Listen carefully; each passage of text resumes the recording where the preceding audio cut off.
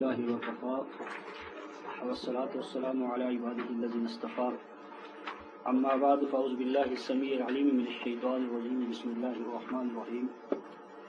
معزز خواتین حضرات، آج کی ہماری ترجمانی جو ہے وہ سورہ النساء آیت 127 127 اس سے شروع ہوتی ہے. بسم اللہ الرحمن الرحیم.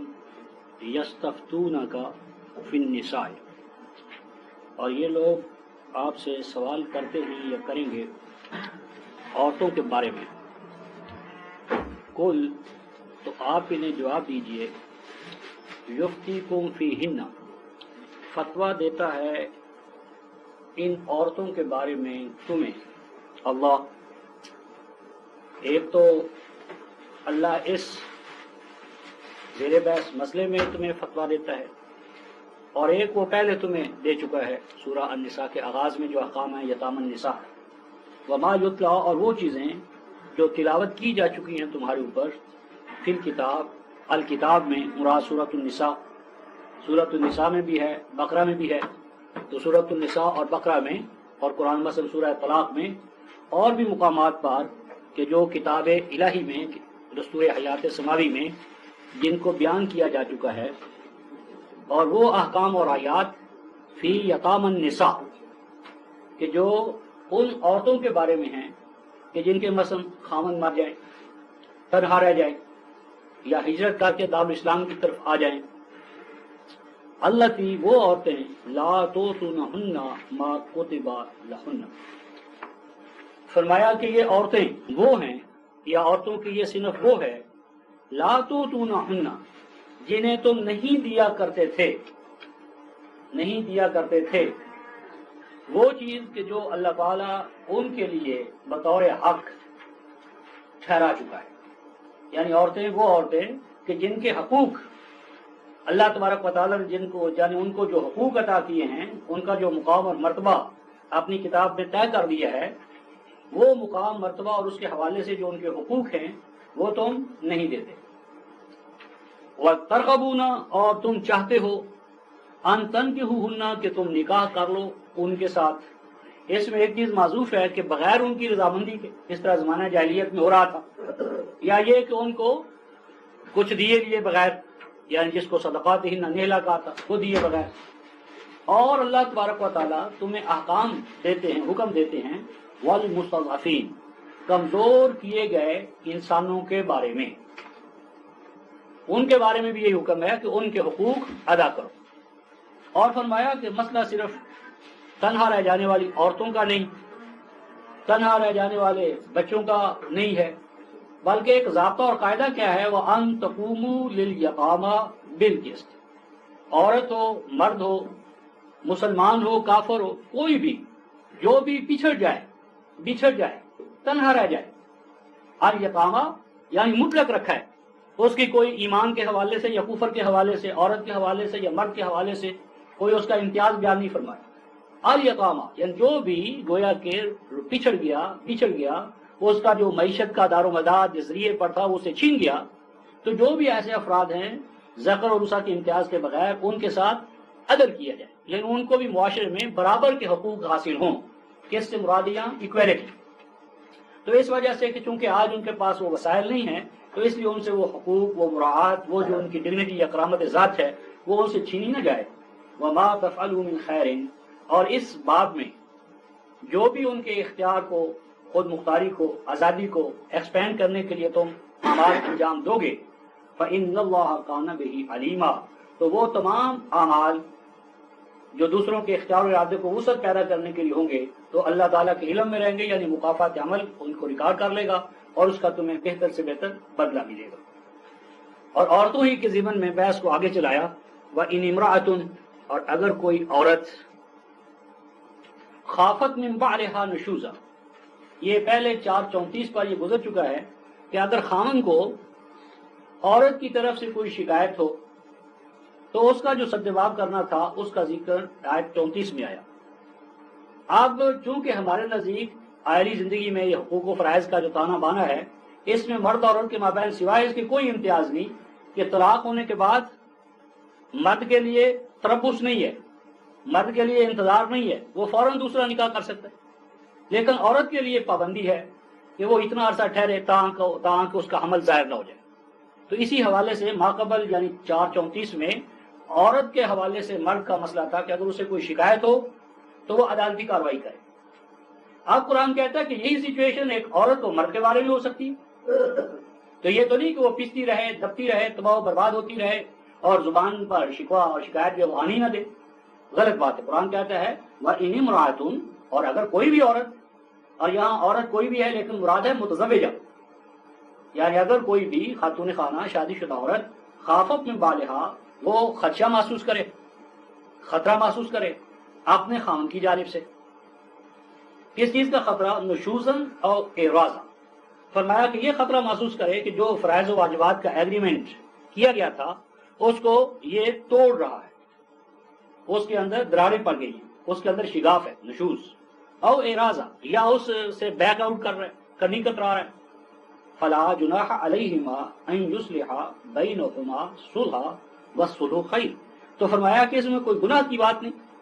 ऐसा होना चाहिए कि ऐ अहले ईमान, तुम उनके मबैन ये जो मिसअंडरस्टैंडिंग पैदा हुई है इसे दूर करो, और वस्सुलहु खैर, जो कोई फसाद की ईंट रखी गई है या गलतफहमी की बुनियाद बनी है उसे तुम गिराओ, और उनके मबैन हम आहंगी और सुलह कायम करो। ये जरूरी है। और खास तौर पर कुरान कहता है वह उहदिरतिल अनफुसुश्शुह। आमतौर पर इसका तर्जुमा करते हैं कि नफ्स इंसानी बहुत लालची वाक़ हुआ है, लेकिन शो का माना रुकाए मोहतरम हर दर्जे की जरूरत है। तो मुराद यहाँ पर यह है कि नफ्स इंसानी को हम आहंगी की इंतहाई जरूरत है। यानी अगर मियाँ बीवी के मबैन हम आहंगी न हो तो आयली और घरेलू जिंदगी तबाह बर्बाद हो जाएगी। यानी सुलह जो है वो शो है, यानी खानदानी जिंदगी को जन्नती माहौल में ढालने के लिए सुलह शो की हैसियत रखती है नफूस इंसानी के लिए इस दायरे में। वह इन तोहसिनु, और अगर तुम उनके मबैन हुस्न पैदा करने की कोशिश करो, जिस तरह मैंने पहले भी अर्ज किया कि ये कोई मसला दो अफराद का नहीं है, ये पब्लिक का मसला है, रियासत का मसला है, मुआशरे का मसला है। इसलिए तुहसिनु और तत्तकू के अहकाम जमात को दिए जा रहे हैं, मुआशरे के अरबाब वस्तो कुशाद को दिए जा रहे हैं कि अगर तुम हुस्न पैदा करने के लिए जद्दोजहद करोगे और वतत्तकू और उनके मबैन अक़दार वही के साथ हम आहंगी जो है उसकी जद्दोजहद करोगे, फ़इन्नल्लाहा काना बिमा तअमलूना खबीरा। तो फरमाया कि बेशक अल्लाह ताला जो अमाल भी तुम इस हवाले से अंजाम दोगे उनसे वो पूरी तरह बाखबर रहेगा। अब माकबल रफ़क़ान मोहतरम सूरह अन-निसा की आयत नंबर 3 में एक हंगामी कानून आया था, और वो था कि तुम यतीमों की फलाह के लिए यतीमों की माओं के साथ निकाह करो। ये जो फनकिहू मा ताब लकुम मिनन निसा वाला हुक्म है ये आम नहीं है, दवामी और हमागीर कानून नहीं है, ये हंगामी कानून है। जब जंगी हालात या किसी वजह से, जल्जले से या जंग से या किसी भी वजह से यतामा का मसला पैदा हो जाए तो उसे टैकल करने के लिए तदबीर है। तो आप जब इस तरह एक के बाद दो औरतों की इजाजत, दो होगी या दो पहले थी तीन, इस तरह के हालात अगर होंगे तो कुरान इस बाब में कहता है वलन तस्ततीउ अन तअदिलु बैनन निसा। फरमाया मुमकिन नहीं, लन तस्ततीउ, तुम हरगज नहीं कर सकते कि हर हवाले से दोनों को हम पल्ला रखो, हम पल्ला करार दो, या यानी मुकम्मल तवाजुन जज्बात में, एहसासात में, तर्ज अमल में, हर हवाले से उनके माबैन मुसावात कायम करो। वलो हरस्तो, अगरचे तुम कितना ही चाहो, मतलब ये कि ये पसंद और नापसंद, इसके अंदर जज्बात भी हैं, एहसासात भी हैं, और इसके पीछे यानी जो एस्थेटिक सेंस है, बहुत सी चीजें हैं। फला तमीलू कुल्लल मैल, हाँ इतना तुमसे जरूर मतलूब है कि ऐसा ना हो कि एक ही तरफ मुकम्मल तौर पर झुक जाओ, फतज़रूहा कल मुअल्लका, और दूसरी जो है उसको तुम इस तरह कर दो कि वो हवा में लटकी हुई है। यानी तुम्हारे साथ उसका बंधन भी है कि किसी और पर वो जा नहीं सकती, लेकिन उसके जो हुकूक हैं उनको तुम मुअल्लक कर दो। वइन तुस्लिहू व तत्तकू फ़इन्नल्लाहा कान गफूरर रहीमा, हाँ अगर तुम्हें उसके हवाले से कोई गलतफहमी है और उस गलतफहमी की वजह से तुम्हारा एटीट्यूड उसके बारे में तब्दील हुआ है तो उसकी इस्लाह करो। और यहाँ फिर वही तुस्लिहू और तत्तकू के अहकाम जमात को है। तो जमात का फरीजा है कि अगर उस तक ये बात पहुंचे कि इनके माबैन कोई गलतफहमी है तो उसे दूर करो, कवानी अक़दार वही के मुताबिक उनको हम आहंग करो। तो बेशक अल्लाह तबारक व तआला के यहाँ ये कानून है कि वो सामान हिफाजत भी अता फरमाता है और बिला मुज़्ज़म मुआवजा सामान नशो नुमा भी। اب فرمایا لیکن اگر ایسا ہو کہ وہ پانچ جو ہیں عدالت جو ہے وہ اس نتیجے پر پہنچے کہ نہیں ان کے مابین غلط فہمی اس حد تک جا چکی ہے کہ ان کا ملنا یا آپس میں ملاپ رکھنا یہ کوئی فائدہ مند نہیں ہے، دلوں میں کجی قدورت بہت بڑھ چکی ہے، تو ان کو تم جدا کر دو۔ وہیں یتفرقا، اور اگر وہ دونوں جدا کر دیے جائیں، یعنی اگر وہ بندھن ایگریمنٹ توڑ دیا جائے، یغنی اللہ کلا من سعتہ، تو اس دوران یہ نہیں سمجھنا چاہیے کہ آپ یہ کہاں سے کھائیں گے، کیونکہ دونوں کی جو روٹی ہے وہ تو انجام کار نظام ربوبیت پر ہے۔ یہ تو اس معاشرے میں مسائل پیدا ہوتے ہیں جہاں انفرادی سرمایہ داری کا نظام ہوتا ہے، تو وہ پھر جانتے ہیں کہ اگر الگ ہو گیا تو کہاں سے کھائیں گے۔ تو کلن یغنی اللہ کلن من سعتہ، اللہ ہر ایک کو اپنی کشاد سے، اپنے نظام سے، اپنے پروگرام کے مطابق ہر ایک کو وسعت و کشاد دے گا، یعنی ذکر اور انثیٰ کو دونوں کو نظام ربوبیت جو ہے وہ اپنے ہاں سے ان کی روٹی، ان کی عزت، ان کا مکان، یہ ساری چیزیں تو ریاست کے ذمے ہیں۔ وَقَانَ اللَّهُ وَاسِعًا عَلِيمًا حَكِيمًا، اور بے شک اللہ تو اس نظام کے ذریعے تمہیں وسعت عطا کرنے والا اور تمہیں حکمت عطا کرنے والا ہے۔ 269 میں فرمایا تھا یؤتی الحکمت من یشاء ومن یؤتی الحکمت فقد اوتی خیرا کثیرا، یہ حکمت ہی حکمت معاش، انفاق، دوسروں کے لیے اپنے وسائل کو کھلا رکھنا۔ تو یہ دوسروں کے لیے اپنے وسائل کو کھلا رکھنے میں یہ جو حکمت الہیہ ہے یہ تمہیں وسعت عطا کرنے والی، کشاد پیدا کرنے والی۔ اور آگے پھر وہی بات کہ اس نظام کو اپنانے کا کب تک تمہارے اندر داعیہ رہے گا؟ جب تک کہ تم وَلِلَّهِ مَا فِي السَّمَاوَاتِ وَمَا فِي الْأَرْضِ، زمین و آسمان کی تمام چیزوں کو اللہ ہی کی ملکیت رکھو گے، اور نتیجتاً وہ ملت کی تحویل میں رہیں گی سب کی فلاح کے لیے۔ تو جب یہ اللہ کی ملکیت کو اپنی ملکیت بنا لو گے اور فلاح ملت کے لیے بڑے لوگوں کی لینڈ لارڈز، وسائل کے جو مالک ہیں، ان کا سارا مفاد آ جائے گا، تو لازمی بات ہے کہ یہ گھٹن کا ماحول ہوگا، جبر و تشدد کا ماحول ہوگا۔ اور یہ جو ہم تمہیں حکم دیتے ہیں کہ للہ ما فی السماوات وما فی الارض، تو یہ کوئی تمہیں ہی نہیں، وَلَقَدْ وَصَّيْنَا الَّذِينَ أُوتُوا الْكِتَابَ مِن قَبْلِكُمْ، بے شک یہی حکم دیا تھا ہم نے ان کو جن کو دی گئی تھی کتاب تم سے پہلے، اور تمہیں بھی یہی دے رہے ہیں، ان اتقوا اللہ، کہ تم اقدار وحی کے ساتھ اپنے آپ کو ہم آہنگ رکھو۔ فَإِن تَكْفُرُوا، اور اگر تم اس نظام ربوبیت کو جس کے نتیجے میں وسائل پیداوار، وسائل رزق، رزق کے سرچشمے ملت کی تحویل میں رہتے ہیں، تو اگر تم اس نظام کا کفر کرو گے، انکار کرو گے، فَإِنَّ لِلَّهِ مَا فِي السَّمَاوَاتِ وَمَا فِي الْأَرْضِ، تو تمہارے ایک چھوٹے سے دائرے میں بغاوت کرنے سے اللہ کا کائناتی سلسلے پر یہ جو نظام ہے یہ رک نہیں جائے گا، تم زوال میں آ جاؤ گے، تباہ و برباد ہو جاؤ گے، تمہارے علاوہ جو اقوام آگے بڑھیں گی وہ بھی اسی اصول اور اسی نظام پر بڑھیں گی۔ وَقَانَ اللَّهُ غَنِيًّا حَمِيدًا، اور جو اللہ تمہیں یہ حکم یا یہ نظام عطا کر رہا ہے، جس طرح وہ اپنی ذات میں غنی ہے اور پریز وردی، اسی طرح وہ چاہتا ہے کہ تمہیں یہ احکام دے کر تمہیں بھی غنی کر دے، ہر فرد کے اندر سے ہرس، بخل اور لالچ ختم کر دے، اور ہر فرد دوسروں کی فلاح و بہبود کے لیے وقف ہو جائے، تاکہ ہر ایک کے لیے تعریف ہو، ستائش ہو۔ اور چونکہ قومیں اسی محاذ پر ناکام ہوئی ہیں، نظام ربوبیت کے محاذ پر، پوجا پاٹ کے حوالے سے تو فیل نہیں ہوتی، وہ تو بڑے زور شور سے پوجا پاٹ کرتی ہیں، لیکن ربوبیت کے میدان میں، ربوبیت کے محاذ پر ڈنڈی مار کر میرا اور تیرا، میری اور تیری، یہ امتیاز پیدا کر کے تباہ و برباد ہوتی ہیں۔ اس لیے دوبارہ فرمایا وَلِلَّهِ مَا فِي السَّمَاوَاتِ وَمَا فِي الْأَرْضِ، فرمایا کہ زمین و آسمان کی ملکیت اللہ ہی کے لیے ہے۔ یہ خبر نہیں ہے مجرد، یہ خبر و انداز خبر کا ہے، مقصود اسے امپیریٹو امر ہے کہ اس اللہ کی ملکیت کو اللہ ہی کے لیے رکھنا۔ وَكَفَى بِاللَّهِ وَكِيلًا، اور اگر اس کے لیے کوئی تمہیں گواہی چاہیے کہ کیا اس کے لیے دلیل ہے، تو اللہ کافی ہے اس کام یا اس نظام کے لیے بطور گواہ، وکیل، کارساز، ایڈوکیٹ، کہ اس نظام ربوبیت کا ایڈوکیٹ خود اللہ ہے۔ إِن يَشَأْ يُذْهِبْكُمْ أَيُّهَا النَّاسُ، اے لوگو اگر تم نے اس نظام کو ترک کر دیا، نظام ربوبیت کو، فلاح عامہ کے راستے کو چھوڑ دیا، تو پھر اگر اس کی مشیت کا تقاضا ہوا یذہبکم ایھا الناس، تو اے لوگوں تمہیں لے جائے گا۔ مراد یہ ہے کہ تمہارے پاس سے استخلاف، تمکن، خلافت واپس لے لے گا۔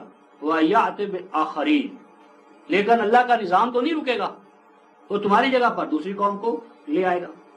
وَكَانَ اللَّهُ عَلَىٰ ذَلِكَ قَدِيرًا، اور یہ کوئی مجرد ایک دھمکی نہیں ہے، اللہ تبارک و تعالیٰ کے ہاں اس بات کے پیمانے مقرر کیے جا چکے ہیں کہ یہ قوموں کے اندر استخلاف، لا آف سکسیشن ہوتا رہے گا، قوموں پر قومیں آئیں گی، اور آگے بڑھنا اور پیچھے ہٹنا قوموں کے اپنے اعمال سے ہوتا رہے گا۔ اور اس ضمن میں ہمارا قانون کیا ہے؟ من کان یرید ثواب الدنیا فعند اللہ ثواب الدنیا والآخرہ. فرمایا کہ ہمارے ہاں تو قانون یہ ہے کہ جو کوئی چاہتا ہے ثواب دنیا، مراد ہے اینیمل لائف اور اس کے نتائج و ثمرات، تو اس کو وہ ملیں گے 17/19 کی روح سے. اور پاس اللہ کے پاس یہ بھی ہے اینیمل لائف. اور اگر کوئی اینیمل لائف کے ساتھ ساتھ اپنی ذات کی نشو نما بھی چاہتا ہے، ذات انسانی کی نشو نما بھی ہو، جسم انسانی کی نشو نما بھی ہو، اور مکمل ذات انسانی کا اور مکمل سوسائٹی جو اس میں حسن و جمال کی اقدار ہوں، فَإِنَّ اللَّهِ ثواب الدنیا والآخرہ، تو بے شک اللہ تعالیٰ کے ہاں دونوں طرح کے نتائج و ثمرات اس کے طبی قوانین اور اقدار وحی کے مطابق متعین ہوتے ہیں. وَقَانَ اللَّهُ سَمِيًّا بَصِيرًا، اور بے شک اللہ ہے براہ راست سننے والا اور نظر اور نگاہ رکھنے والا. تو یعنی دونوں نظاموں کے حوالے سے اس نے اقدار اور طبی قوانین طے کر دیے ہیں، تو جو بھی چاہے وہ اپنا حصہ اس میں سے لے لے. اب اس حوالے سے ایمان والوں کو چونکہ نظام ربوبیت، فلاح عامہ، اس کے حوالے سے احکام دیے گئے، اس لیے حکم ہوتا ہے یا ایھا الذین آمنوا کونوا قوامین بالقسط. اے اہل ایمان کھڑے ہو جاؤ، تم کونو ہو جاؤ تم قوامین بالقسط، دنیا میں عدالت کو قائم کرنے والے، مساوات کو قائم کرنے والے، اخوت کو قائم کرنے والے. اس کے اندر عدالت، اخوت، مساوات، ربوبیت، کیونکہ فلاح انسانی کا راز تو اسی میں پوشیدہ ہے. پوجا پاٹ سے یا عبادات کا جو مذہبی تصور ہے اس سے تو کسی کا کوئی بناؤ بگاڑ اس معنی میں نہیں ہے. تو انسانیت کے اندر عدالت قائم کرو، اور جب عدل کے لیے نکلیں گے تو لازم بات ہے ٹکراؤ اور تصادم ہوگا. مذہبی پیشواؤں سے لے کر سرمایہ جاگیردار، استحصالی طبقات، اجارہ دار سارے کھڑے ہو جائیں گے. تو فرمایا کھڑے ہو جاؤ اس حال میں کہ قائم کرنے والے ہو تم عدالت کو، ایکویلٹی کو، شہداء للہ، اور اس نظام کی نگرانی کرنے والے صرف اور صرف اللہ کی رضا کے لیے. اور یہ تم عدالت کو قائم کرو اگرچہ ولو علی انفسکم، اس عدالت کے قیام میں اگرچہ تمہاری ذات کو اپنے ہاتھ سے کچھ کھونا ہی کیوں نہ پڑے. بڑا اہم مقام ہے رفقائے محترم کہ نظام اخوت کو، ربوبیت کو قائم کرنے میں ہمیں عام انسان کو ڈیگریڈ بھی ہونا پڑتا ہے، نیچے آنا پڑتا ہے. تو جو ویسٹڈ انٹرسٹ کے حامل ہو جاتے ہیں، اپر کلاس، وسائل جن کے قبضے میں آ جاتے ہیں، تو وہ نہیں چاہتے کہ اپنا ان کا کوئی نقصان ہو. اس لیے حکم دیا جا رہا ہے کہ یہ تمہیں کرنا ہوگا اگرچہ اس سے تمہاری ذات ہی کو کیوں نہ نقصان پہنچے. مادی طور پر تمہیں ہو سکتا ہے لو سٹینڈرڈ پر آنا پڑے، کم تر حالات کے اندر کام کرنا پڑے. اور اسی طرح بالوالدین والاقربین، اگرچہ ہو سکتا ہے کہ اس کا عارضی اور ہنگامی نقصان تمہارے اپنے والدین کو پہنچے. یعنی جب ہم نے سب کو مکان دینا ہے، سب کو لباس دینا ہے، سب کو دینا ہے، تو لازمی بات ہے کہ وہ ابتدائی مراحل میں تو وہ اس سٹینڈرڈ کا نہیں ہوگا جس طرح کا نظام سرمایہ داریت میں ہوتا ہے کہ ایک طرف محلات ہوتے ہیں اور دوسری طرف جھونپڑیاں بھی مفقود ہے. تو لازمی بات ہے کہ جب ہم سٹارٹ کریں گے تو ایکویلٹی کو قائم رکھنے کے لیے، معیار زندگی سب تک یکساں فراہم کرنے کے لیے قربانیوں کے دور سے گزرنا پڑے گا. اور جو ہمارے قریب ترین اقارب ہیں، بیٹے ہیں، بیٹیاں ہیں، ان کو بھی قربانی اور جدوجہد کے حوالے سے گزرنا پڑے گا. ان یکن غنیا او فقیرا فاللہ اولی بہما، فرمایا کہ تمہارا بھی کوئی غنی ہو، اچھے حالات کا مالک ہو، یا کوئی ایسا ہو کہ جس کی کمر کی ریڑھ کی ہڈی ٹوٹی ہوئی ہے، تو دونوں کے لیے کیا ہوگا؟ فاللہ اولی بہما، تو دونوں کی ولایت، سرپرستی، ٹرسٹی شپ، کسٹوڈین اللہ یعنی اس کا نظام ہوگا. تو جب غنی اور امیر دونوں کی سرپرستی اللہ کا نظام کرے گا تو آہستہ آہستہ دونوں ایک نقطہ اعتدال پر آ جائیں گے. فلا تتبعوا الهوى ان تعدلوا، فرمایا اس عدالت کے قیام میں سب سے بڑی رکاوٹ کیا ہے؟ تمہارے حیوانی جذبات. تمہارا حیوانی جذبہ تمہیں روکے گا کہ میرا بیٹا اور دوسرے کا بیٹا برابر، میرا بھائی اور دوسرا بھائی برابر. تو یہ حیوانی جذبات کہیں تمہیں عدالت کے قیام سے مانے نہ ہو. اور فرمایا کہ عدالت کے قیام میں رکاوٹ تو پڑیں گے حیوانی جذبات، لیکن تم کیا کرو گے؟ فرمایا وَإِن تَلْؤُوا أَوْ تُعْرِضُوا فَإِنَّ اللَّهَ كَانَ بِمَا تَعْمَلُونَ خَبِيرًا، تو تم ڈائریکٹ اعتراف نہیں کرو گے بلکہ لیپا پوتی سے کام لو گے. تلؤ یعنی تم چور دروازے تلاش کرو گے، مختلف تم عذر تلاش کرو گے، کہو گے صاحب نہیں ہم چاہتے تو ہیں لیکن حالات کا کچھ ایسا جبر ہے، ہمارے بیٹے کچھ ہمارے ساتھ ہم آہنگ نہیں ہے، موجودہ ماحول میں ایسا کرنا ذرا ناممکن ہے. اور تو رضو یقینی کتراؤ گے فإن اللہ کان بما تعملون خبیرا، تو فرمایا کہ یہ نہ سمجھو کہ تم ایک دوسرے کو جس طرح ڈال دے رہے ہو، مطمئن کر رہے ہو، تو اس طرح اللہ جو ہے اس کو بھی اور اس کے مکافات عمل کو بھی تم مطمئن کر لو گے۔ جان لو کہ بے شک اللہ جن اعمال کو بھی تم انجام دے رہے ہو ان کی تہ سے، ان کے بیک گراؤنڈ سے، ان کے جو انڈر کرنٹس ہیں ان سے بھی وہ پوری طرح باخبر ہے۔ اور یہ جو رفقائے محترم نظام ربوبیت سے کنی کترانا ہے، عدالت سے کنی کترانا ہے، اخوت اور مساوات سے کنی کترانا ہے، یہ ایمان نہیں، یہ نفاق ہے۔ یہ ایمان کا راستہ نہیں، نفاق کا راستہ ہے۔ اس لیے حکم ہوتا ہے یا ایھا الذین آمنو، اے اہل ایمان، آمنو باللہ و رسولہ، تم اثر نو ایمان لاؤ اللہ پر۔ یہ ایمان نہیں ہے، ایمان لاؤ اللہ پر اور ایمان لاؤ اس کے رسول پر۔ اب یہاں رفقائے محترم غور کریں کہ آمنو تو پہلے ہی ان کو کہا، ایمان والو، آمنو ایمان لاؤ، تو اس کا مطلب ہے کہ وہ ایمان جو موروثی ایمان ہے، باپ دادا سے اور ماحول سے ملا ہوا ہے، یا وہ ایمان جس میں اخوت نہیں ہے، ربوبیت نہیں ہے، عدالت نہیں ہے، مساوات نہیں ہے، وہ ایمان نہیں ہے۔ اللہ پر ایمان لاؤ الحمدللہ رب العالمین، اس کی ربوبیت عالمینی کو اسٹیبلش کرنے کے لیے، وہ رسول ہی اور اس کے رسول پر ایمان لاؤ رسالت کے حوالے سے، کہ جو میسج، جو پیغام اور نظام حیات وہ لائے ہیں اس کی ہم شہادت دیتے ہیں اپنے اعمال سے۔ والکتاب، اور وہ دستور حیات جو رسالت کا ماحصل ہے اس کو بھی، کیونکہ من لم یحکم بما انزل اللہ فاولئک هم الکافرون ظالمون فاسقون، تو اس کو ایک ایسی کتاب یا دستور حیات کے طور پر ایمان لاؤ کہ جسے تم نے نظام حکمرانی کے طور پر اس کو قائم کرنا ہے۔ وہ کتاب نزل علی رسولہ، کہ جو کتاب رسول پاک صلی اللہ علیہ وسلم پر اللہ نے نازل کی، والکتاب الذی انزل من قبل، اور اسی طرح اس کتاب کے قائم کرنے میں، اس کتاب پر ایمان لانے میں اس تمام جن سے کتاب پر ایمان ہے کہ جو اللہ اس سے پہلے نازل کر چکا، یعنی ہاتھی کے پاؤں میں سب کا پاؤں، تو اس الکتاب پر جو رسول پر نازل ہوئی ہے، اس کا معنی ہے کہ اس تمام جن سے کتاب پر اس طرح ایمان ہو جائے گا کہ جو کبھی بھی اللہ تبارک و تعالیٰ نے نازل کی۔ وَمَن يَكْفُرْ بِاللَّهِ، اور جو کوئی انکار کرے اللہ کا، یہاں انکار سے مراد قولی انکار نہیں ہے، عملی انکار ہے، کیونکہ قولی انکار تو وہ بھی نہیں کرتے، وہ بھی کہتے وَمِنَ النَّاسِ مَن يَقُولُ آمَنَّا بِاللَّهِ وَبِالْيَوْمِ الْآخِرِ وَمَا هُم بِمُؤْمِنِينَ، تو کفر سے مراد کفر عملی ہے، کہ زبانوں سے تو اللہ کو مانتے ہیں، 5 اوقات میں پڑھتے بھی ہیں الحمدللہ رب العالمین، لیکن ربوبیت عالمینی کے قیام کی کوئی جدوجہد نہیں۔ ایمان ہو تو لازمی اس کا نتیجہ جدوجہد ہے۔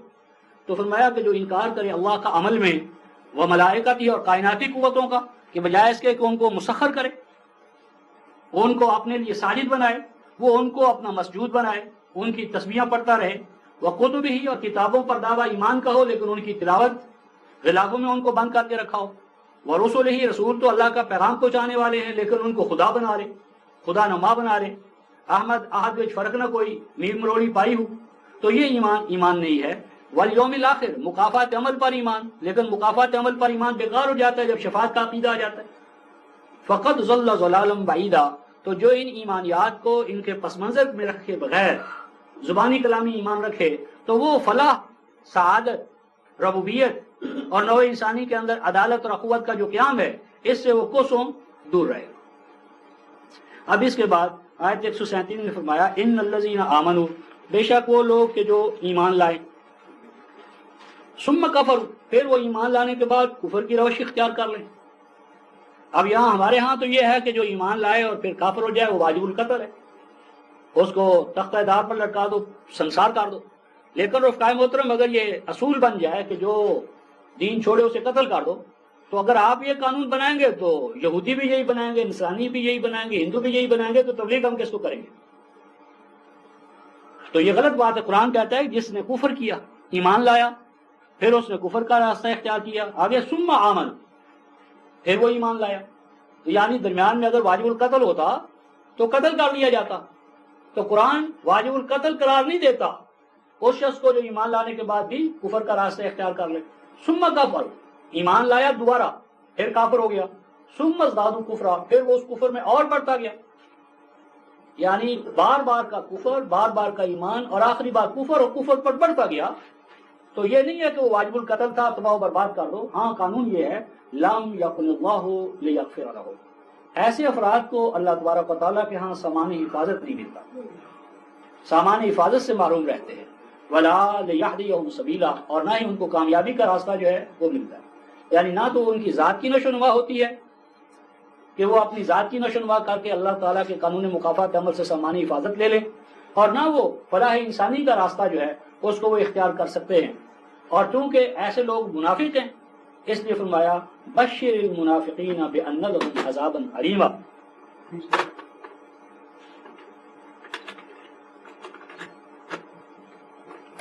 تو ایسے منافقوں کو خبردار کر دو. بشر جو ہے یہ بشرا سے رفقان، بشرا کہتے ہیں چہرے مورے کو، اور بشرا کا اصل معنی ہے ہر وہ خبر کہ جس سے بشرا جو ہے چہرہ متغیر ہو جائے. اس طرز عمل کا نتیجہ دردناک اور ہولناک سزا ہے. اور یہ کون ہیں جو یہ راستہ اختیار کرتے ہیں؟ چونکہ یہ منافق ایمان والوں کے اندر شامل تھے، ابھی تمہیز کا مرحلہ نہیں آیا تھا، اس لیے فرمایا الذین، یہ وہ لوگ ہیں یتخذون الکافرین اولیاء من دون المؤمنین، یہ وہ لوگ ہیں کہ جو اپنا کارساز بناتے ہیں، رازدار بناتے ہیں، اپنا گویا کہ ملجا و ماوا سمجھتے ہیں کافروں کو مومنوں سے ہٹ کر. فرمایا ان سے پوچھو ایبتغون عندہم العزہ، کیا یہ اس لیے کافروں کو اپنا رازدار بناتے ہیں کہ یہ ان کے ہاں عزت کے طالب ہیں، ان کے ہاں ان کو رسپیکٹ ملتی ہے، غلبہ ملتا ہے، قوت ہے، طاقت ہے. فإن العزت للہ جمیعا، تو تم دیکھو گے کہ یہ عزت کا جو خناس ہے یہ ان کے پاس اگر کچھ ہے بھی 63/8 کی روح سے کہ اگر کچھ ان کے پاس ہے بھی اقتدار تو یہ اقتدار عنقریب ان سے چھین جائے گا. ان کے تخریبی اعمال کے نتیجے میں ان کی تمام عزت، وجاہت، قوت و طاقت پاش پاش ہو جائے گی، اور تمام عزت اللہ ہی کے لیے، یعنی اس کے نظام کے لیے، مرکز ملت کے لیے، اہل ایمان کے لیے. یہ تم ساتھ کی آنکھوں سے دیکھ لو گے. اور چونکہ یہ جو منافق تھے ان کا آیات الہی کے بارے میں جو طرز عمل تھا وہ استہزاء کا تھا. ماقبل آپ نے پڑھا البقرہ میں کہ وہ ایمان والوں کے پاس آتے تو کہتے تھے آمنا وَإِذَا خَلَوْا إِلَىٰ شَيَاطِینِهِمْ قَالُوا إِنَّا مَعَكُمْ، کہ ہم تو بھائی تمہارے رفیق اور ساتھی ہیں. اور جو تو ان کے ساتھ وہ تو استہزاء تھا، وہ تو مذاق تھا، وہ تو ہم ان سے دل لگی کرتے ہیں، بیوقوف بناتے ہیں ان کو. تو آپ اس ضمن میں منافقوں ہی کا چونکہ یہ طرز عمل تھا اس لیے ارشاد ہوتا ہے وَقَدْ نَزَّلَ عَلَيْكُمْ فِي الْكِتَابِ، اور بے شک اللہ نازل کر رہا ہے تمہارے لیے اپنے اس دستور حیات میں، اذا سمعتم، کہ جب سنو تم کہ انکار کیا جا رہا ہے اللہ کی آیات کا، یعنی کوئی ایسی سوسائٹی، معاشرہ، ایک ایسی مجلس کہ جس مجلس میں آیات اللہ کا انکار کیا جا رہا ہو، وَيُسْتَحْزَوْا بِهَا، اور ان کا ہلکا پن ظاہر کیا جا رہا ہو، ڈیگریڈ کیا جا رہا ہو، مذاق اڑایا جا رہا ہو، تو بر بنا ایمان تمہارا فریضہ کیا ہے؟ فَلَا تَقْعُدُوا مَعَهُمْ، تو فرمایا کہ تم اس مجلس میں نہ بیٹھا کرو، خاموش بھی نہ بیٹھا کرو. خاموشی نیم رضا، اور خاموشی سے ان کا حوصلہ بڑھتا ہے. یعنی یا تو جواب دو، اور اگر جواب نہیں دے سکتے تم کمزور ہو تو یہ اظہار اور اعلان کرنے کے لیے ہم اس کو ناپسند کرتے ہیں، وہاں سے اٹھ جایا کرو. بس مت بیٹھا کرو تم ان کے ساتھ حتیٰ یخوضوا فی حدیث غیرہ، اور واپس نہ آیا کرو ان کی مجلس میں تاکہ وہ اس موضوع کو چھوڑ کر کسی اور موضوع پر بات نہ شروع کر دیں. انکم اذا مثلہم، اگر تم ان کے استہزاء کے ماحول میں بیٹھے رہو خاموشی کے ساتھ تو یہ اس بات کی دلیل ہے کہ تم انہی میں سے ہو، تمہارا اور ان کا طرز عمل ایک ہے. تو اس میں گویا کہ اصول یہ بتایا ہے کہ جب اپنے فکر اور عقیدے کا کسی مجلس میں تم دفاع نہ کر سکو تو ان کے ماحول میں بیٹھے رہنا یہ دیوسی ہے، یہ نفاق ہے. اور اسی لیے فرمایا ان اللہ جامع المنافقین والکافرین فی جہنم جمیعا، فرمایا کہ یہ طرز عمل جو ہے یہ آخر کار کیا کرے گا کہ بے شک اللہ جمع کرے گا ایسے منافقوں کو اور ان کے جو حالی موالی ہیں، کفر کا راستہ اختیار کرنے والے، ان سب کو جہنم میں اکٹھا. مراد یہ ہے کہ ان سب کا جو ارتقاء ہے، پروگرس ہے، آگے بڑھنا ہے، یہ رک جائے گا. اور یہ کون لوگ ہیں؟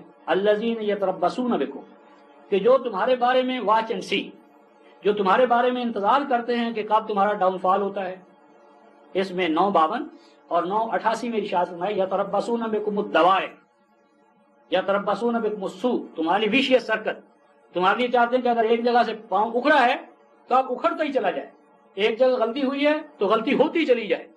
تو فرمایا کہ ان کو تم اپنا سمجھتے ہو، یہ تو اندر سے کھار کھاتے ہیں اور تمہارے لیے جو تمہارا اقتدار ہے اس کو تو بالا کرنے کے لیے، کایا پلٹ کے لیے اس کے متمنی رہتے ہیں. فَإِن كَانَ لَكُمْ فَتْحٌ مِّنَ اللَّهِ، اور ہیں اتنے بودے دل دماغ کے کردار کے کہ اگر تمہیں فتح حاصل ہوتی ہے قانون الہی کے تحت، قالوا تو کہنے لگتے ہیں الم نکم معکم، تو جھٹ اپنا حصہ پانے کے لیے آ کر کہتے ہیں کیا ہم تمہارے ساتھ نہ تھے؟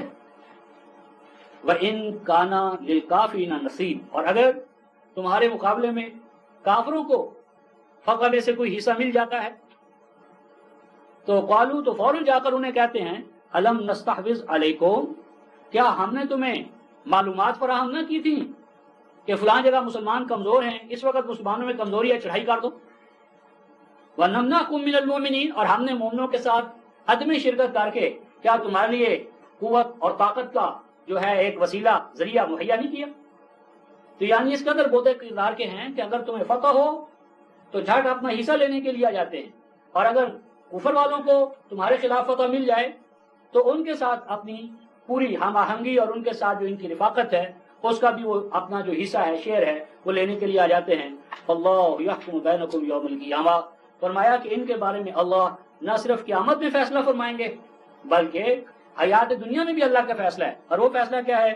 وَلَن يَجْعَلَ اللَّهُ لِلْكَافِرِينَ عَلَى الْمُؤْمِنِينَ سَبِيلًا، اور ہرگز ایسا نہیں ہوگا، اور ہرگز ایسا نہیں ہوگا، اللہ ایسا کبھی نہیں ہونے دے گا کہ کافروں کے لیے مومنوں پر راستہ کھل جائے، یعنی مومن مغلوب ہو جائیں اور کافر غالب، اور وہ غلبہ بھی دوامی ہو جائے، صدیوں پر محیط ہو جائے، یعنی مومن صدیوں کے لیے غلام، محکوم اور محتاج، اور کافر صدیوں سے غلبے اور قوت اور اقتدار کے مالک نہیں۔ کہیں نہ کوئی کفر اور ایمان کی تعریف میں ہم نے ڈنڈی ماری ہے، کافروں نے ایمان کا کوئی اصول لے لیا ہے اور مومنوں نے اپنے اندر کفر جو ہے اس کے اصول و اقدار کو اپنے اندر رائج کر لیا ہے، ورنہ اللہ تبارک و تعالیٰ کے ہاں تو لن یجعل، ناممکن ہے، ہوگا ہی نہیں۔ گویا جہاں کہیں بھی ایسا ہو کہ مغلوبیت اور وہ بھی ہمیش کی، اور دوسری طرف غلبہ اور وہ بھی ہمیش کا، تو وہ مسلمانوں کی مغلوبیت اور وہ بھی صدیوں سے، یہ مومن کی پہچان نہیں ہے۔ مومن کے حوالے سے کہیں نہ کہیں ہم ڈنڈی مار رہے ہیں۔ ان المنافقین یخادعون اللہ، بے شک منافق تو اللہ کو دھوکہ دینا چاہتے ہیں، اور مراد اللہ کو دھوکہ دینا کیا ہے؟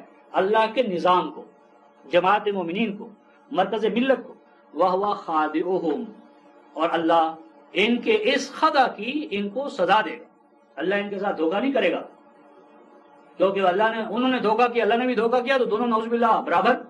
تو یہ جو خادعهم ہے یہ مشاکلہ اس کو کہتے ہیں، من باب مشاکلہ، جس طرح میں نے مثال دی سبانی فسبقتہ، اس نے مجھے گالی دی تو میں نے اسے بتایا کہ گالی کیسے دی جاتی ہے، یعنی گالی کی اس کو سزا دی، روکا اس کو۔ اور یہ منافق وہ ہیں اذا قاموا الی الصلاۃ، کہ جب یہ اجتماعات صلاۃ میں شرکت کرتے ہیں، قاموا قصالا، تو اس وقت ان کا قیام کسل کا ہوتا ہے۔ کسل کیا ہے رفقا محترم؟ اب تو وہ ہمارے ہاں ماحول ہی ختم ہوتا چلا جا رہا ہے۔ یہ تیلی ہمارے ہاں وہ اس کو کپاس کو دھنتے تھے، تو اس کو دھلنے کے لیے وہ ایک تو چمڑے کی تار اور ایک وہ آلہ، اور ان دونوں کا آپس میں رابطہ ہوتا تھا۔ تو اگر وہ لکڑی کا جو آلہ تھا اس کے ساتھ وہ تار نہ جڑے تو روئی دھلی نہیں جائے گی۔ اگر وہ اس کو تار کو لگاتا رہے ضرب پر ضرب لیکن اس کا رابطہ اتصال نہ ہو تو کسل کہتے ہیں عمل اور رد عمل کے مابین، یا عمل اور قانون عمل کے مابین، یا کسی پروسیس اور وہ پروسیس جن اصولوں پر قائم ہے ان کے مابین ہم آہنگی نہ ہو۔ تو جب ہم آہنگی نہیں ہوگی نتیجہ نہیں نکلے گا، تو آخر کار تھکنا، ہارنا، پس ہمتی اختیار کرنا، بیٹھ جانا، پسماندگی، وہ اس کے تمام نتائج ہیں۔ فرمایا اذا قاموا الی الصلاۃ قاموا کسالى، فرمایا کہ جب یہ صلاۃ کی طرف آتے ہیں تو ان کا قیام کسالہ ہوتا ہے۔ مطلب ان کا یہ ہے کہ یہ قیام، رکوع اور سجدہ اس کو مقصود کی ذات سمجھ بیٹھے ہیں، حالانکہ یہ سمبولک ہے، یعنی یہ قیام ہے مرکز ملت کے حوالے سے اور احکام الہیہ کے قائم کرنے کے حوالے سے۔ رکوع جو ہے وہ احکام الہیہ کے لیے آمادگی کا، اور سجدہ احکام الہیہ کے سامنے سب کچھ قربان کر دینے کا ہے۔ انہوں نے صلاۃ کی حیات قضائی کو مقصود کی ذات بنا لیا ہے، اور وہ جب ادا کر لیتے تو کہتے صلاۃ مقصود حاصل ہو گیا۔ یہ ہے قصد کہ انہوں نے حیات قضائی اور اس کے ارکان کو مقصود کی ذات بنا لیا ہے، اور اس کے دہرا لینے کو سمجھتے ہیں کہ یہ صلاۃ ادا ہو گئی، حالانکہ صلاۃ تو عمل سے شروع ہوگی۔ صلاۃ میں جو کچھ ہے یہ اقرار عبودیت ہے، اور عملی زندگی میں جب ہم اس اقرار پر قائم ہو جائیں گے تو وہ اقامت صلاۃ ہے صحیح معنی میں. تو فرمایا کہ انہوں نے ان کے مابین جو ربط تھا، تعلق تھا، اس کو توڑ دیا. نتیجہ کیا نکلا؟ یراؤن الناس، ان کا وہ عمل صلاۃ دیکھنے میں عمل صلاۃ ہے. ولا یذکرون اللہ الا قلیلا، یہی وجہ ہے کہ جب یہ وہاں سے اٹھ کر جاتے ہیں عملی زندگی میں، کہ جہاں آپ اللہ کے ذکر کو عملاً قائم کرنا ہے، تو اس ذکر کو عملی زندگی میں بالکل قائم نہیں کرتے. مذبذبین بین ذالک، فرمایا کہ ان کی کیفیت کیا ہے؟ تذبذب. تذبذب جو ہے رفقائے محترم یہ ذباب سے ہے. ذباب مکھی کو کہتے ہیں. ذبذبہ مکھی کا عمل، مکھی کا بھن بھنانا. اور مکھی کے بارے میں کچھ نہیں کہہ سکتے کب اڑے گی اور کدھر کو اڑے گی. مذبذبین بین ذالک کا معنی یہ ہے کریکٹر لیس. کریکٹر والے آدمی کے بارے میں آپ کہہ سکتے ہیں کہ اس کا رویہ فلاں سچویشن میں کیا ہوگا. کریکٹر تو نام ہی اس بات کا ہے. فرمایا کہ ان کا تو کوئی کریکٹر ہی نہیں ہے، کوئی ان کی شخصیت نہیں ہے، کیونکہ شخصیت تو کریکٹر سے عبارت ہے. تو فرمایا کریکٹر لیس اور نتیجتاً ناقابل اعتماد. لا الہ الا ولا الہ الا، جس طرح مکھی بیٹھی ہو کچھ نہیں کہہ سکتے کہ ادھر اڑے گی ادھر اڑے گی کب اڑے گی. تو فرمایا کہ نہ ان کا دلی جھکاؤ کفر کی طرف نہ ایمان کی طرف. وَمَن يُضْلِلِ اللَّهُ فَلَن تَجِدَ لَهُ سَبِيلًا، اور فرمایا کہ جو بھی جس کو بھی اللہ اس طرح گمراہی کی حالت میں پائے، گمراہ کرے نہیں، اور جس کو بھی اللہ گمراہی کی اس حالت میں پائے، فَلَن تَجِدَ لَهُ سَبِيلًا، تو اس گمراہی سے نکلنے کے لیے تو اس کے لیے کوئی راستہ نہیں پائے گا. راستہ تو کتاب اللہ کا ہے، کتاب اللہ پر ان کا ایمان نہیں ہے، تو کھاد اور کھائیوں سے وہ نکلنے کا کوئی امکان نہیں.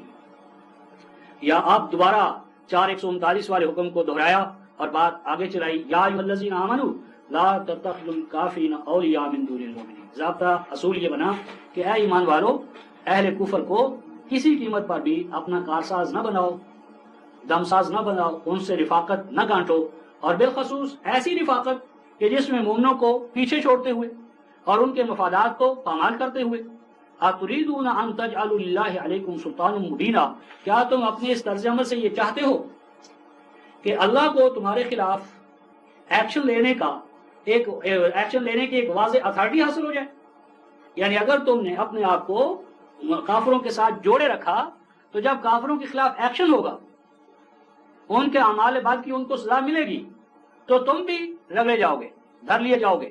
تو پھر نہ کہنا کہ ہم تو مومن تھے. اس لیے کفر سے علیحدگی اختیار کرو اور ایمان والوں کے ساتھ جڑ جاؤ. ان المنافقین فی الدرک الاسفل من النار ولن تجد لهم نصیرا، بے شک منافق جو ہیں وہ تو درک اسفل میں، اسفل سب سے نچلا. یہ رفقا محترم عربی زبان کی عجیب جامعیت ہے، اشارہ کرتا چلوں. ایک ہوتا ہے درک اور ایک ہوتا ہے درجہ. آپ نے مکان کے ساتھ زینہ یا سیڑھی لگا رکھی ہے، تو زینے کے یا سیڑھی کے سٹیپس تو وہی ہوتے ہیں. جب ان سٹیپ سے ہم اوپر کی طرف جاتے ہیں تو اس کو درجہ کہتے ہیں، اور جب وہی زینہ ہمیں نیچے لا رہا ہے تو اس وقت وہ درجہ نہیں ہوتا، اس وقت وہ درک ہوتا ہے، درکا. یعنی ایک ہی پروسیس ہے، سٹیپ تو وہی ہے، مادی طور پر زینہ وہی ہے، اس کا سٹیپ وہی ہے، لیکن جب ہم اس سٹیپ سے اوپر جا رہے ہیں تو وہ سٹیپ درجہ ہے، اور جب ہم اس سے نیچے اتر رہے ہیں تو وہ درکا ہے. فی الدرک الاسفل من النار، تو فرمایا کہ جو منافق ہے یہ آگ کے پسترین یعنی عداوت میں، ذلت میں، رسوائی میں، یعنی منافق جو ہے رفقا محترم وہ کافر سے بھی بدتر ہے، اور ہرگز نہیں پائے گا تو ان کے لیے کوئی مددگار. ہاں الا الذین تابوا، ہاں ان میں سے جو رجوع کر لیں، واصلحوا، اور اپنی آپ کو مین کریں، جو سابقہ غلط طرز عمل تھا اس کے تخریبی نتائج و ثمرات سے اپنی اصلاح کریں. اور اصلاح کا معنی ہے وَاعْتَصِمُوا بِاللَّهِ، اللہ تبارک و تعالیٰ کے ساتھ جڑ جائے. اور اللہ تعالیٰ کے ساتھ جڑنے کا معنی ہے 3:103 کی روح سے الکتاب، کتاب اللہ کو اپنا امام و رہنما بنائے، نتھی ہو جائے، لازم و ملزوم ہو جائے، کتاب اللہ اور ان کے مابین کوئی فرق نہ رہے. اور کتاب اللہ سے جڑنے کا معنی یہ ہے کہ اخلصوا دینہم للہ، دین سارے کا سارا اللہ کے لیے خاص کر لیں.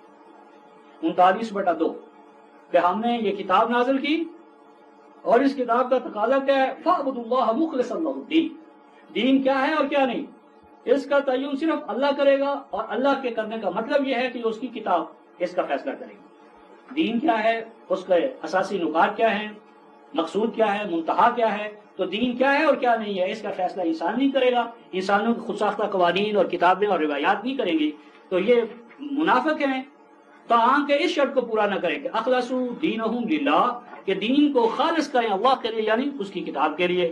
اور پھر دین کو مانا اطاعت، مکافات عمل، کہ مکافات عمل پر مکمل ایمان لائے، اور اطاعت اور اتباع کو خالص کریں اللہ کے لیے اور اس کی کتاب کے لیے. فَأُولَئِكَ مَعَ الْمُؤْمِنِينَ، تو ان کو مومنوں کی معیت حاصل ہو جائے گی. عجیب بات ہے رفقائے محترم، یوں نہیں کہا فَأُولَئِكَ مِنَ الْمُؤْمِنِينَ، فَأُولَئِكَ مَعَ الْمُؤْمِنِينَ، یعنی مومن تو پہلے ہی ان صفات کمالیہ سے متصف ہے. گویا کہ ایمان کے لیے ایک آئینہ رکھ دیا گیا کہ حال ہو یا مستقبل، جو چاہتا ہے کہ وہ اپنے آپ دیکھے کہ وہ مومن ہے یا نہیں، تو ان صفات سے اس آئینے میں اپنے آپ کو رکھ کر دیکھ لے. وَسَوْفَ يُؤْتِ اللَّهُ الْمُؤْمِنِينَ أَجْرًا عَظِيمًا، اور فرمایا کہ ان قریب اللہ ان اہل ایمان کو بہت بڑا اجر، بدلہ، اعمال کی جزا عطا فرمائیں گے. اوپر رفقائے محترم ارشاد فرمایا تھا کہ ان کے لیے، منافقوں کے لیے عذاب علیم ہے، دردناک سزا ہے، تباہی ہے، اور یہ بچ نہیں سکیں گے. اب ذہنوں میں سوال پیدا ہوتا ہے کہ یہ اللہ کی طرف سے جو عذاب آتا ہے، تو اللہ منافقوں کو اور کافروں کو عذاب دے کر کہیں کوئی حال یا مزہ حاصل کرتا ہے؟ ایسی آیتیں اللہ نے نازل کی تو کیا اللہ کو کوئی اس سے پلیئر حاصل ہوتا ہے؟ عذاب ہے اور مولوی کے پاس جہنم ہے اور اس کی آگ. قرآن کہتا ہے رفقائے محترم ما یفعل اللہ بعذابکم، کیا حاصل کرتا ہے اللہ تمہیں عذاب دے کر؟ اللہ عذاب دے کر اپنی کوئی کمی ہے جس کو پورا کرتا ہے؟ کیا اللہ میں کوئی شارٹ کمنگز ہیں، کمزوریاں ہیں، ان کمزوریوں کو پورا کرنے کے لیے وہ عذاب کا کوڑا ہاتھ میں لیے بیٹھا ہے؟ ما یفعل اللہ بعذابکم، تمہیں عذاب میں مبتلا کر کے اللہ کو کیا ملتا ہے؟ تو جب اللہ کو کچھ ملتا نہیں تو پھر عذاب آتا کیوں ہے؟ ان شکرتم وآمنتم، فرمایا عذاب اس لیے آتا ہے کہ تم اللہ کے عطا کردہ مواقع، نعمتیں، صلاحیتیں ان کا صحیح اور بھرپور استعمال نہیں کرتے. وآمنتم، اور تم ان صلاحیتوں سے امن کی بجائے تخریب کاری کا کام لیتے ہو. تو اگر تم اللہ تعالیٰ کی عطا کردہ نعمتوں کو، مواقع کو، قوانین کو بھرپور اور صحیح استعمال کرو اور ان مواقع اور قوانین سے امن کے طالب ہو تو کبھی عذاب نہیں آئے گا. اللہ کو عذاب دینے کی کوئی ضرورت نہیں ہے. وَقَانَ اللَّهُ شَاكِرًا عَلِيمًا، اللہ کی ذات تو وہ ذات ہے جو ہر آن شکر گزار. اب یہاں اللہ نے اپنے آپ کو شاکر کہا ہے، تو اللہ کس کا شکر ادا کر رہا ہے رفقائے محترم؟ شکر جس طرح میں نے عرض کیا تھا، شاکرۃ النعمہ، ناقہ، اونٹنی کا شکر کیا ہے؟ چارہ کھا کر مالک کو دودھ فراہم کر. جب کسان بیج زمین کو تیار کر کے اس میں ڈال دیتا ہے تو اللہ کا شکر کیا ہے؟ ایک ایک دانے کا 70 اور 100 دانوں کی صورت میں اس کو واپس لوٹانا. تو اللہ کا شکر ہے قدر افزائی، یعنی انسانی جدوجہد کو سفل کرنا، نتیجہ خیز کرنا، اپنے قوانین طبیعہ کے ذریعے بھی اور اقدار وحی کے ذریعے بھی. اور علیمہ، وہ تو ہر چیز کا براہ راست علم رکھنے والا ہے. لا يحب اللہ الجہر بالسوء من القول الا من ظلم وکان اللہ سمیعا علیما. ایک تو یہ مسئلہ ہے کہ اس آیت کا ربط کیا ہے ماقبل سے. بہت سے اہل علم نے اس کو نعوذ باللہ بے ربط بنا دیا. کہتے ہیں اس کا ربط کیا ہے کہ لا يحب اللہ الجہر بالسوء، بے شک اللہ پسند نہیں کرتا جہر کو. جہر آواز کے ذریعے ہو، تحریر کے ذریعے ہو، تقریر کے ذریعے، کہ بلندی سے، بلند آواز کے ساتھ، تقریر کے ساتھ، تحریر کے ساتھ اشاعت کی جائے، کسی چیز کی پھیلایا جائے، پراپیگنڈا کیا جائے. بسو، برائی کے ساتھ، برے انداز میں، توازن شکنی کے حوالے سے. من القول، بات میں، اور یہاں قول سے مراد تحریر، وہ بھی ایک قول ہے، یعنی تحریری یا تقریری کسی بھی طریقے سے جو برائی ہے اس کا پراپیگنڈا اللہ پسند نہیں کرتے. الا منظور، سوائے اس کے کہ مظلوم کو یہ حق حاصل ہے، جسے ہم کہتے ہیں ازالہ حیثیت عرفی، کہ جس شخص کی حیثیت عرفی کو کوئی شخص پامال کرے تو اسے حق حاصل ہے کہ وہ اپنا وہ جو حیثیت عرفی ہے اس کو بحال رکھنے کے لیے، اس کے ازالے کے لیے عدالت میں جائے. اور جب عدالت میں جائے گا تو لازمی بات ہے کہ وہ ظلم کو بیان کرے گا، زبان کھولے گا، وہ اس کے خلاف دلائل دے گا. اور بے شک اللہ ہے سننے والا، جاننے والا. لیکن سوال یہ ہے کہ اس کا ماقبل کے ساتھ تعلق کیا ہے؟ ماقبل کے حوالے سے رفقان محترم دو حوالوں سے تعلق ہے. ایک تو ماقبل آیا تھا منافقوں کا بیان، اور منافقوں کے انر کو کھولا گیا، ان کی اندر کی بری خصلتیں نمایاں کی گئیں، ان کی جو غلط آتے ہیں ان کو زیر بحث لا کر ان کے تقریبی نتائج و ثمرات کو موضوع بحث بنایا گیا. تو یہ سوال پیدا ہوتا ہے کہ اللہ تو ایسا کیوں کرتا ہے, اس نے ایسا کیوں کیا؟ منافقوں کے کردار کو یا انہوں نے اپنے کردار پر جو نقاب ڈالے ہوئے تھے ان کو اللہ تبارک و تعالیٰ نے کیوں کھولا؟ تو یہ اس کا جواب ہے. اس لیے کھولا کہ اس کی زد جو تھی وہ مظلوموں پر پڑ رہی تھی. یعنی ان کا یہ طرز عمل ایمان والوں کو کہ جو مظلوم تھے ان کے حقوق پر زد پڑ رہی تھی, وہ اس حال میں اپنا دفاع کرنے سے عاجز تھے اور منافق چڑھائی پر چڑھائی کرتے چلے جا رہے تھے. یعنی ایمان والے اپنی اخلاقی مروت کے اندر آ کر ان کے خلاف زبان کھولنے سے اجتناب کر رہے تھے. ہمارے بھائی ہیں, ایسا نہ ہو ہم سے ناراض ہو جائیں, ایسا نہ ہو ہمیں بادہت قرار دیں. تو اللہ تبارک و تعالیٰ چونکہ مظلوموں کا دفاع کرنا اس نے اپنے ذمہ لیا ہوا ہے, تو ایک تو اس میں یہ سبق دیا گیا ہے کہ مظلوموں کا دفاع کرو کیونکہ یہ سنت اللہ ہے. مظلوموں کا دفاع کرو کیونکہ یہ سنت اللہ ہے. اور دوسرا اصول یہ بتایا کہ ظالم کے خلاف خاموشی اختیار نہ کرو. جس طرح آج ہمارے یہاں ہے کہ ظلم پر ظلم بڑھتا چلا جا رہا ہے اور ہم اپنی شرافت کی چادر اوڑھے ہوئے ظالم کو ظالم کہنے سے بھی آج ہمیں اخلاقی جرأت ہی نہیں ہے کہ ہم ظالم کو ظالم کہہ سکیں, اور اس کے ظلم کو بیلغام کرنے میں گویا کہ ہم اس کا سہارا بن رہے. تو اس میں یعنی اصول یہ بتایا ہے کہ یقیناً یعنی اس طرح کا پراپیگنڈا محمود نہیں ہے, قابل برداشت نہیں ہے, لیکن اگر یہ اصول مان لیا جائے تو پھر ظالم جو ہے اس کو اور زیادہ جرأت ہوگی. اس لیے مظلوم کو حق حاصل ہے کہ وہ ظالم کا محاسبہ کرے اور اس کے بارے میں شکایت کرے اور اس کے بارے میں کیا کرے کہ عدالت کو آگاہ کرے, معاشرے کو آگاہ کرے. اور ارباب بست و کشاد کو چاہیے کہ وہ اس پر یہ نہ پابندی لگائیں کہ تو ایسا کر کے معاشرے کے اندر ایک بگاڑ پیدا کر رہا ہے, معاشرے کو اوپن کر رہا ہے, یہ بتا رہا ہے کہ معاشرے میں ایسے افراد بھی موجود ہیں. تو یہ ان کا ماقبل کے ساتھ ربط تھا. ان تبدو خیرن اور تخفوہ اور تعفو عن سوء. لیکن فرمایا کہ اگر تم بیان کرو ان چیزوں کو تو مقصود یہ ہو کہ اس سے جو ظلم کی روش ہے اس کو روکا جائے اور خیر یعنی اختیار, ارادہ, آزادی و خود مختاری, اس کی قدر کو پروان چڑھایا جائے تو یہ بہتر ہے. یا کسی وقت تم یہ محسوس کرو تخفو ہو کہ ابھی یہ موقع نہیں آیا کہ ہم اس کو اجاگر کریں, ابھی ہمیں اس میں ذرا مہلت دینا چاہیے, دیکھنا چاہیے, واچ اینڈ سی کے پروسیس سے ہمیں گزرنا چاہیے. اور یا کسی وقت تم یہ محسوس کرو کہ مسئلہ عدالت کا نہیں ہے, عدالتی سزا کی بجائے ہم باہم عفو درگزر سے کام کریں. فإن اللہ کان عفوا قدیرا. تو یہ تمام چیزیں قانون طبی اور قانون الہی میں ان کی گنجائش رکھی گئی ہے. تو اللہ نے ہر چیز کے پیمانے مقرر کر رکھے ہیں. عفو بھی ایک پیمانہ ہے, عدل بھی ایک پیمانہ ہے. تو ان پیمانوں کو موقع محل کے مطابق استعمال کرنے ہی کی تربیت ایمان ہے. اب یہاں سے چونکہ یہ منافق جو تھے ان کا تعلق تھا یہود کے ساتھ, بالخصوص مدنی سوسائٹی میں یہ جو منافق تھے یہ یہود سے تھے. تو اس لیے آپ آیت 150 سے آیت 157-58 تک اہل کتاب کی جو یہود شاخ ہے ان کی قباحتوں کا یا ان کے ماضی کا تجزیہ کیا گیا ہے, اور بتانا یہ مقصود ہے کہ جو کچھ یہ آج کر رہے ہیں یہ کوئی نیا نہیں, یہ ان کو سب چیزیں ورثے میں ملی ہیں اور اس کے نتیجے میں صدیوں سے ان پر وبال ہے, ادبار ہے, تنزل ہے. لیکن اس پر بھی یہ اس سے سبق حاصل کرنے کو, عبرت حاصل کرنے کی بجائے اندھا دھند طریقے سے آگے بڑھتے چلے جا رہے ہیں. اور مقصود اہل ایمان کو وارننگ ہے. یہ بیان اہل ایمان کو بیدار کرنے کے لیے کیا جماعت مومنین تم کہیں ان خصلتوں یا ان بری عادتوں میں مبتلا نہ ہو جانا. تو آج ارشاد فرمایا جا رہا ہے ان الذین یکفرون باللہ ورسلہ, وہ لوگ جو کفر کرتے ہیں اللہ کا اور اس کے رسولوں کا. اور اللہ اور رسول کے کفر کا ایک پہلو یہ ہے وَيُرِيدُونَ أَن يُفَرِّقُوا بَيْنَ اللَّهِ وَرُسُلِهِ, جو یہ چاہتے ہیں کہ اللہ اور اس کے رسولوں کے مابین خط امتیاز کھینچ دیا جائے, یعنی اللہ کو مانا جائے رسولوں کو نہ مانا جائے.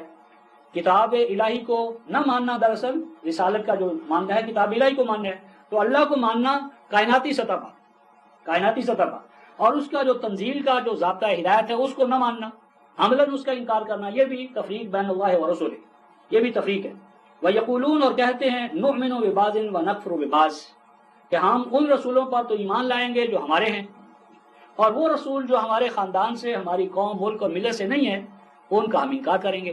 یعنی یہ نیشنلزم, نیرو مائنڈڈ, کہ حق صرف وہ ہے جو ہمارے حدود اربع میں ہو, جغرافیے میں ہو, اور ہمارے ماسوا جو ہے ماورا کوئی حق نہیں ہے. وَيُرِيدُونَ أَن يَتَّخِذُوا بَيْنَ ذَلِكَ سَبِيلًا, اور وہ چاہتے ہیں کہ بین راستہ اختیار, نیوٹرل, حق کے مسئلے میں نیوٹرل، تو نیوٹریلٹی حق کے مسئلے میں باطل ہے. حق کو قبول کرنا ہوگا ان ٹوٹیلٹی، اور باطل سے علیحدگی اختیار کرنا ہوگی ان ٹوٹیلٹی، کلی طور پر. اولئک هم الکافرون حقا، فرمایا کہ یہ پکے کافر. تو کفر کی یہ ایک علامت ہے کہ اللہ کو مانا کائناتی سطح پر یا اپنی قومی سطح پر، اسے رب العالمین نہیں مانا، یا اسے خالق ارض و سما مانا، اسے منزل الکتاب نہیں مانا، یا اپنے ماں سوا کسی کے اندر حق کا کوئی شے نہیں مانا. تو ارشاد فرمایا کہ اعتدنا للکافرین عذاب مقینا، جن قوموں میں یہ ذہنیت رہے گی وہ غلامی، محکومی اور محتاجی میں